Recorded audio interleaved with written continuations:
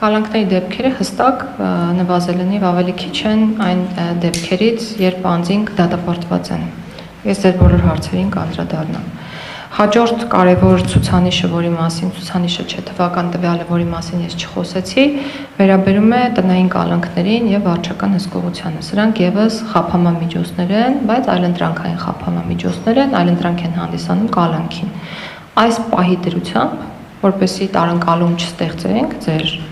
բարձրացրած հարցադրմամբ քաղաքացիների մոտ, ես պետք է նշեմ, որ 907 տնային կալանքում գտնվող անձ ունենք,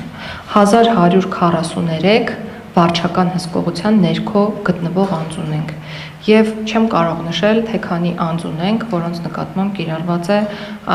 չհեռանալու, երկրից չբացակայելու արգելք եւ չեմ կարող նշել թվական տվյալներ, որոնց անձանց նկատմամբ կիրառված է գրավ խափանման միջոցը եւ խոսքը հազարավոր, տասնյակ հազարավոր դեպքերի մասին է։ Այսինքն, եթե հարցադրումը տրվում է այնպես, որ կան այլընտրանքային խափանման միջոցներ, որոնք չեն նշանակում եւ կալանքն է հաճախ կիրառվում, դա բացարձակ չի համապատասխանում այն իրականությանը, որ մենք այսօր ունենք եւ մենք պետք է շատ անկեղծ խոսենք։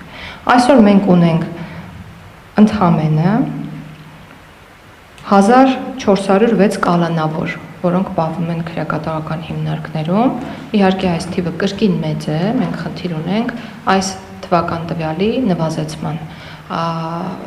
Այսպիսին է պատկերը։ Այլ խափանման միջոցները տասնյակ հազարներով ավելին են, այդ թվում ավելին է տնային կալանքի եւ վարչական հսկողության հանրագումարը 2000-ից անցնում է։ Սա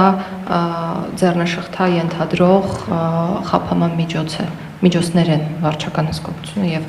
տնային կալանքը, այսինքն կրկին միտված են ազատության սահմանափակմանը եւ պետք է նշեմ, որ վարույթ իրականացնող մարմինները, այդ թվում դատարանը, շատ ավելի հակված է միշտ նշանակել տնային կալանք կամ վարչական հսկողություն խափանման միջոցը, քան կալանք։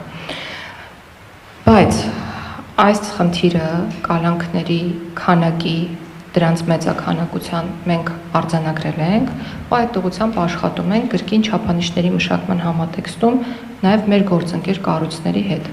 Վարչապետի հրամանով ստեղծվել է միջգերատեսչական հանձնաժողով, որի անդրանիկ նիստը արդեն տեղի է ունեցել։ Այդ միջգերատեսչական հանձնաժողովում ներառված են բոլոր շահագրգիռ մարմինները, իսկ դրա նպատակը ոլորտում խնդիրները վերհանել ու դրանց լուծման ուղղությամբ քայլեր ձեռնարկելն է։